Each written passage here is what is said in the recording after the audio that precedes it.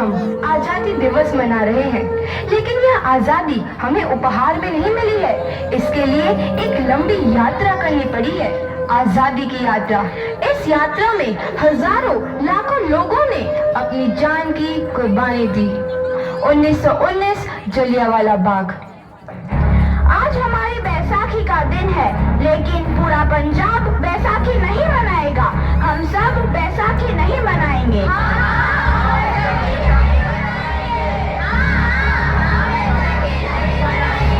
जब तक हम अंग्रेजों को भारत से बाहर नहीं निकाल देते, पूरा पंजाब बैसाखी नहीं मनाएगा। अच्छा, तो तुम सब हमारा विरोध करता है, भाग जाओ यहाँ से। इसका अंजाम बहुत ही बुरा होगा। हम नहीं जाएंगे, तुम लोग जाओगे। हमें नहीं, तुमको भारत से भागना होगा। Soldiers fire!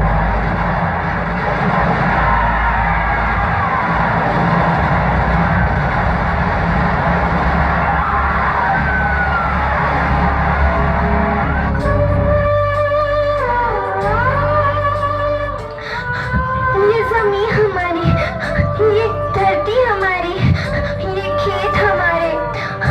अभी थोड़ी देर पहले हमारी ये फसलें लहरा रही थी, पर इन अंग्रेजों ने हमारी फसलें बर्बाद कर दी। इन अंग्रेजों ने एक ही झटके में इन सब फसलों को काट दिया। अंग्रेजों, तुम्हारे इस अत्याचार से हम डरेंगे नहीं। इस अत्याचार का बदला लेकर रहेंगे। हम आजादी लेकर रहेंगे। जलियांवाला बाग हर हिंदुस्तानी की आंख नम कर गया।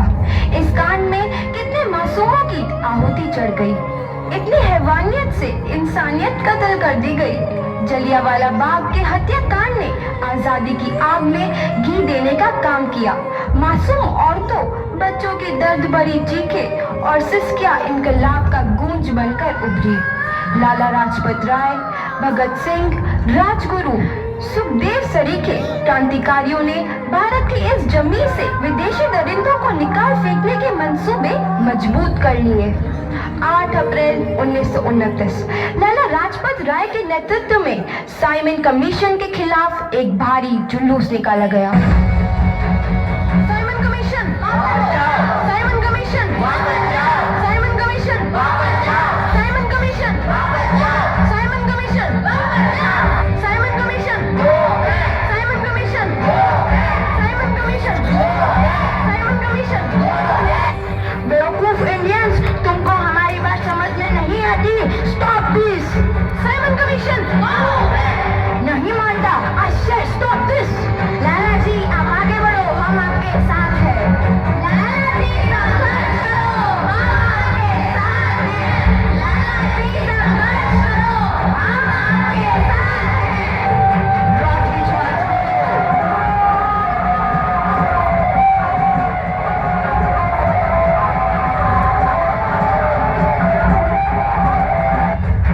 अरे लाला जी को तो बहुत गहरी चोट लगी है, उनका सर फट गया है। मेरे शरीर में लगी एक एक लाठी अंग्रेजी सरकार के कफन में कील का काम करेगी। ये आजादी की लड़ाई रुकनी नहीं चाहिए। ये जिम्मेदारी मैं तुम सबको सौंप कर जा रहा हूँ। लाला लाजपत राय की दर्दनाक मौत के बाद भगत सिंह, सुखदेव, राजगुरु वतन के इन मतवालों के खून में ऐसा उबाल आया जिसका सामना करना अंग्रेजी सरकार के लिए मुश्किल हो गया। अंग्रेजों को करारा जवाब देने के लिए स्कॉट और सैंडर्स को मारने की रूपरेखा रची गई।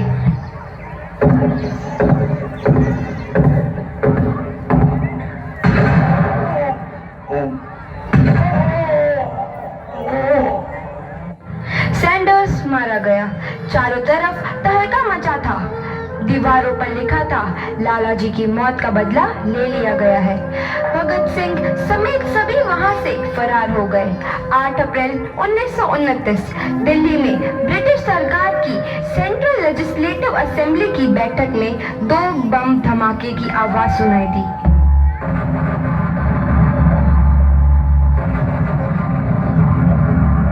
इन धमाकों ने अंग्रेजी हुकूमत को हिलाकर रख दिया। इस घटना को अंजाम देने वाले भगत सिंह, राजगुरु और सुखदेव ने अपने आप को अंग्रेजों के हवाले कर दिया। 1930 को अदालत ने अपना फैसला सुनाया। मुलजिम भगत सिंह, मुलजिम राजगुरु, मुलजिम सुखदेव को दफा 121 और दफा 302 के तहत ये अदालत तीनों को मुजरिम करार देती है और इस गुस्ताखी के लिए ये अदालत इन तीनों को सजाए मौत की सजा सुनाती है। सरफरोशी की तमन्ना अब हमारे दिल में है, देखना है जोर कितना बाजुए कातिल में है।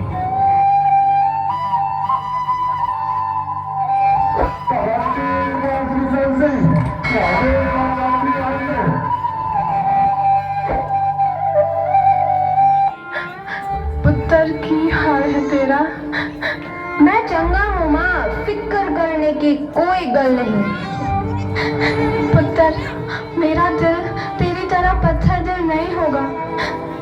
तेरी ये गला सुन के मेरा कलेजा फटे जा रहा है। माँ, मेरा दिल कोई पत्थर जैसा नहीं है, एक वतन परस्त का दिल है जो मेरे देश प्रेम के जज्बे को ताकत देता है। बेटा, मेरा लाल।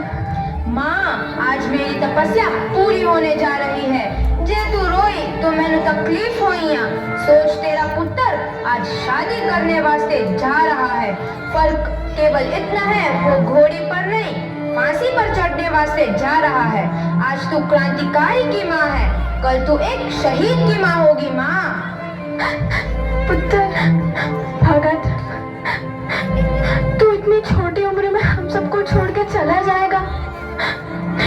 तूने जिंदगी में देखा ही क्या है पुत्र?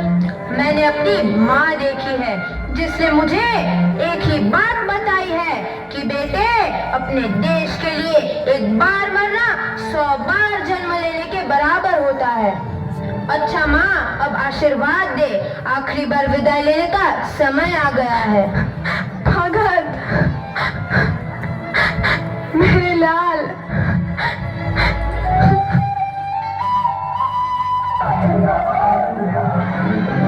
भगत सिंह, तुम्हारी कोई आखिरी ख्वाहिश?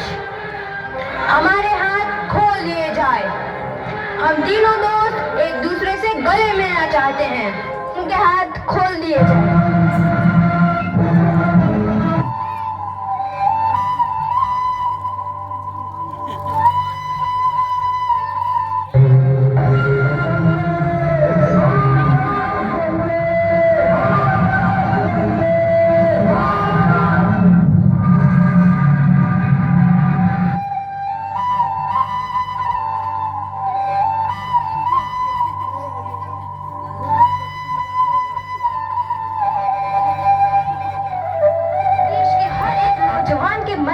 आजादी की नई उमंग हिलोरे लेने लगी।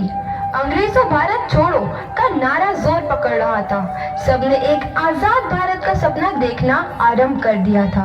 हर कोई अपने अपने ढंग से इस महायज्ञ में अपनी आहुति दे रहा था। सुभाष चंद्र बोस, रानी लक्ष्मीबाई, तात्या टोपे और मंगल पांडे जैसे शहीदों की कुर्बानी 15 अगस्त 1947 को भारत आजाद हुआ।